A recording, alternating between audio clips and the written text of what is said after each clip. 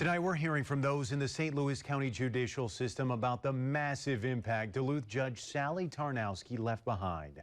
As we first reported at 10 o'clock last night, Tarnowski died Monday while on vacation in Florida. Now today, flowers, candles, much more line the front steps of the St. Louis County Courthouse in Duluth. Tarnowski served as the chief judge of the 6th Judicial District from 2016 to 2020. Most recently was a St. Louis County judge in Duluth.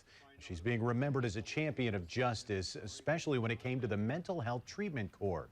Today, St. Louis County Attorney Kim Mackey says Tarnowski was an amazing woman who cared about listening to everyone in the courthouse. She cared about listening to what they had to say. She listened attentively, and so people felt heard, even if she ultimately didn't decide in their favor. She was a great jurist.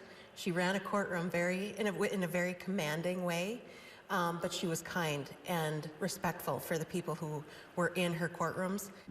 We also reached out to some more of Tarnowski's colleagues today. Many told us they weren't ready for interviews just yet since they were still processing the news. Still no word at this point on Tarnowski's cause of death. Funeral services are still pending. We've also